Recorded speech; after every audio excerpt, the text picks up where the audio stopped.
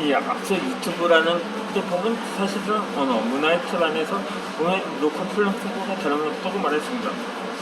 한국의 유튜브 시장도 과거와 상태에 가깝고 반면 크리에이터의 수익성은 점차 낮아지고 있습니다. 또 독점적 지위를 가진 플랫폼이니만큼 유튜브가 대내적으로 강화하는 시대들로 크리에이터의 콘텐츠 자유도마저 제한받고 있습니다. 크리에이터들이 유튜버에 같이 국내 시장을 새로운 시장을 귀환 찾아야 하는 이유는 충분해 보입니다. 새로운 기회를 찾기 위해 해외로 눈을 돌려보면 전 세계에서 미디어사의 기용이 시간이 가장 길고 가장 규모의 모바일 커머스 시장인 중국이 먼저 눈에 들어옵니다. 중국은 압도적인 플랫폼인 유튜브가 없는데도 전 국민이 영상 콘텐츠를 가지고 있습니다. 또 우리와 같은 동양 문화권이므로 소화하는 콘텐츠 분야와 특성도 비슷한 편입니다. 따라서 국내의 크리에이터들에게 중국도 근친도는 시장이 아닐 수 없습니다. 게다가 가장 가까운 곳은 세계에서 가장 거대한 시장이 있다는데 멀리 있는 다른 시장을 찾아볼 필요가 있을까요? 네. 이러한 중국 시장을 공략하려면 막상 기회의 땅이라는 생각보다 관리와 통제의 장벽이 먼저 느껴집니다. 이 중국은 공산당의 나라이자 사회주의 국가가 아닌가요? 그렇기 때문에 실제로 중국 정부는 주로 정치적인 이유로 대중에게 영향력을 미치는 매개체인 콘텐츠를 경험하는데 꽤 많이 신경을 쓰면서 자국 내에서 인터넷 사용을 통제할 법적거리가 있으면 그들의 검열 구정이 국민들의 언론의 자유를 제한하지 않는다고 주장합니다.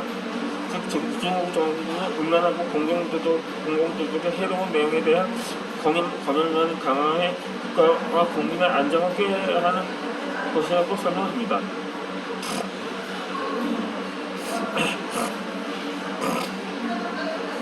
사실 이러한 상황은 시진핑 주석의 공산당 중앙위원회 총수기 시절에 정보통신 기술을 개선된 기술을 중앙위원회 의제를 촉진하는 수단과 선전에 활용을 하자는 큰 계획에서 비롯된 것입니다. 결과는 성공적이었고 2021년 말까지 10억 명이 넘는 중국 국민이 인터넷에 접속을 했습니다. 그러나 이러한 기술적인 접근성이 상승과 함께 소셜미디어를 통해 중국 내부의 사건과 정부 이슈들에 대한 소극적 의사소통과 함께 이루어졌습니다. 결과적으로 정부 정책과 사회의 문제에 대한 중국 내 시민들이 더 자유롭게 토론하는 환경이 만들어졌습니다. 이제 정부는 스스로 만든 결과에 대항하기 위한 규칙과 일반 조치들을 시행해야 하는 아이언런에 빠지게 된 셈입니다.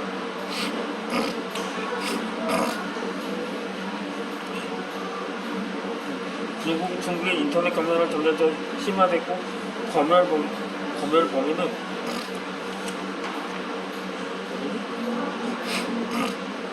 자국뿐만 아니라 중국과 세계 사이로 확대되어서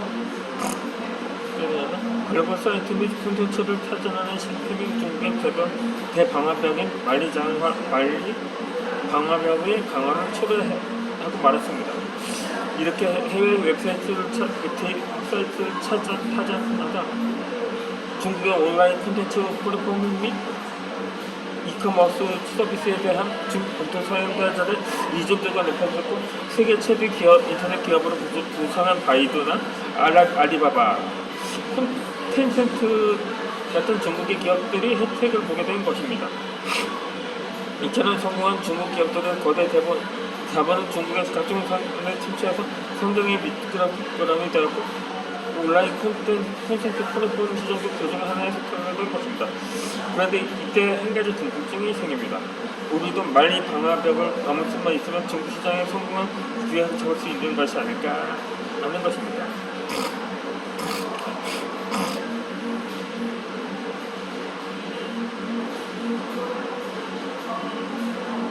이를테면 중국의 자국 산업부의 유튜브도 막혔다던가 말입니다. 중국은 여타 산업들과 마찬가지로 ICT 산업에서도 폐쇄적인 정책을 활용해서 자국의 산업을 보호해 왔습니다. 미국 국제무역위원회에 의하면 2021년 1월 기준에 전 세계의 1000개 주요 웹사이트와 소셜미디어 중에 170여 개가 중국에서는 처전에 이용할 수 없었습니다. 차단된 ITC 서비스에는 유튜브, 페이스북, 왓츠웹, 트위터 등 주요 소셜미디어 플랫폼과 구글 등 검색 엔진, 아마존 등 이커머스 사이트에서 포함되어 있습니다. 페이스북과 트위터는 중국에서 2009년부터 차단되었고, 아마존 클라우드 서비스는 외국 기업은 클라우드 시설을 운영할 수 없다는 중국 법무처가 2017년 일부 자산을 매각했습니다. 구글은 2006년 1월 중국에서 서비스를 시작했으나 중국 당국에서 검색 검열을 거부했고 결국 2010년에 철수했습니다. 따라서 2006년 구글에 인수된 유튜브도 자연스럽게 중국 시장으로서의 진출을 꿈도 꾸지 못했습니다. 구글은 2014년에 인권을 포함해서 민주주의, 종교, 평화 섭씨에 대한 정보를 차단하고 검열된 버전의 검색 엔진은 중국에서 출시하려고 추진했으며 이것마저 무산되었습니다. 한국의 대표적인 스포츠 서비스인 단도 현재 중국 내 인터넷 환경에서는 서비스되지 않습니다. 2019년 1월부터 서비스가 제한되었는데 당시에는 다음에 이어 네이버 사이트도 열리지 않았습니다. 현재 네이버 서비스는 정상화되었으나 네이버 카페와 블로그는 여전히 서비스가 되지 않고 있습니다. 반면 한국에서는 중국 인터넷 서비스인 바이두, 타오바오, 웨이보 등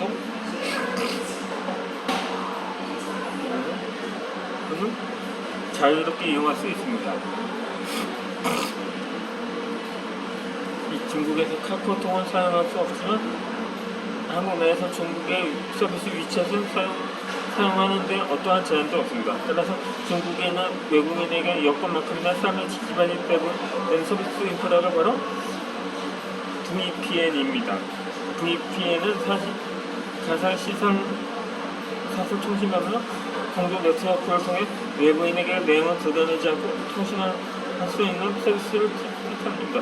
즉 중국 내에서 만리 방화공을 통하여 해외 서비스를 사용할 수 있는 환경을 만들어줍니다. 중국에서 생활하면서 몇 개의 VPN 서비스를 동시에 사용하는 것 자연스러운 일입니다. VPN을 이용하지 않으면 카카오톡으로 구글의 지메일이나 네이버 블로그, 서비스, 유튜브조차도 볼 수 없기 때문입니다. 따라서 안정적인 VPN 서비스에 대한 제한은 없지만 서비스 자체가 합법이 아니므로 속도 동의가 불안정하며 심지어 어느 날 갑자기 사용 자체가 차단되었습니다. 경제 질서와 안보 등 돈이지만 전 세계 가는 약한 영향력을 있는 두 나라인 미국과 중국은 이 문제에 대해서 서로 전혀 불변할 생각이 없습니다. 2021년 마이크로소프트의 소셜미디어인 링크드인이 중국 정부의 인터넷 통제 강화 분위기 속에서 중국의 서비스를 완전히 종료했습니다. 중국에서 트위터와 페이스북 등의 미국 서비스의 이용이 막힌 가운데 미국 기업이 중국에서 운영해온 주요 소셜미디어는 링크드인뿐이었는데 이마저도 중국 당국의 규제 등에 밀려서 최종적으로 중국 시장을 떠나게 된 것입니다.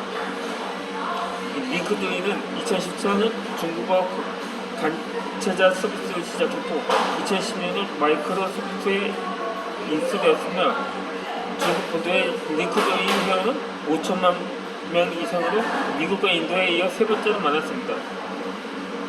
마이크로소프트는 특수운영과 콘텐츠 규제 등 중국 정부에서 요구를 수용하려고 노력해왔지만 결국 서비스를 종료하기로 결정했습니다. 중국의 규제 계획뿐 아니라 규제 준수에 대한 미국 회의 비판이라는 퍼지면서 양국 사이에서 진척연행이었던 기업은 어쩔 수 없이 서비스 종료를 선택할 수밖에 없었던 것입니다. 한편 미국도 중국이 미국의 서비스를 사주는 상황에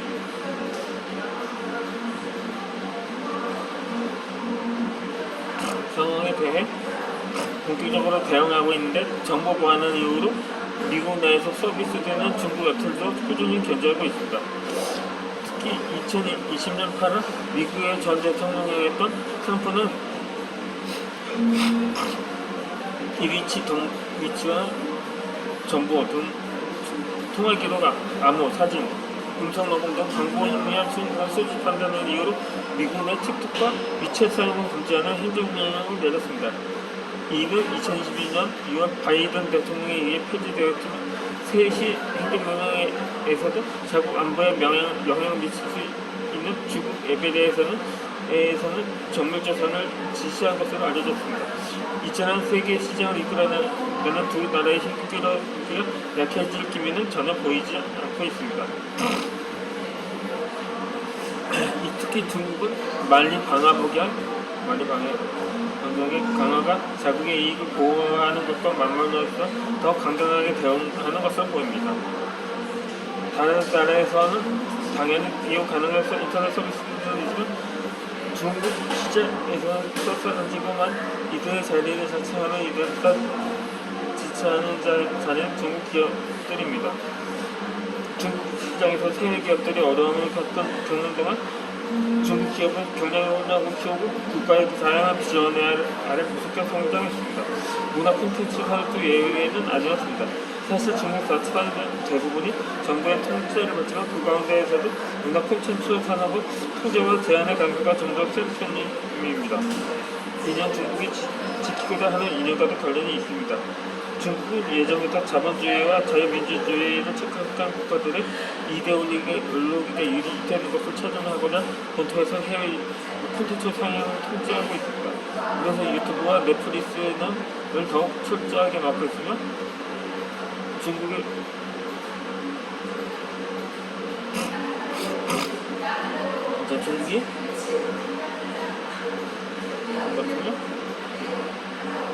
그래서 중국이 서비스하는 노컷 온라인 콘텐츠 플랫폼 내에서도 해외에서 제작한 콘텐츠는 극히 소수의 콘텐츠만 상영하고 있습니다.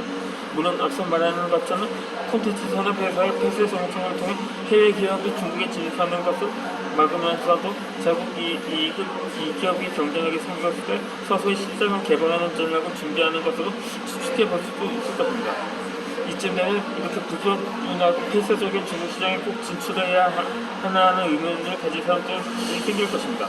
또 한편으로는 중국 시장에 진출해야 한다고 주장하는 사람들의 이유가 궁금해질 수도 있겠습니다. 사실 중국 시장의 대부분의 산업은 웬만한 기업이라면 어떤 상황에서 쉽게 포기하기 힘들 정도로 규모가 큽니다. 특히 우리나라처럼 내수시장이 매우 작은 나라와 비교하면 더더욱 그렇습니다. 한국의 무역산업에서 무역부시 시장이 차지하는 비중은 2021년 기준 24.6%로 전체 산업의 4분의 1에 해당합니다. 2021년에는 중국의 소비재 시장이 전년 대비 12.5% 성장하며 팬데믹 위기도 극복하는 모습을 보였는데 중국 소비재 시장이 성장해서 우리나라의 대중국 소비자 수출도 역대 최대 금액이 88.1억 달러, 하나로 10.6조 원을 달성했습니다.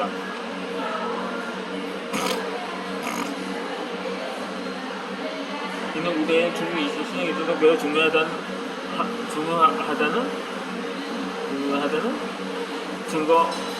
증거이기도 합니다.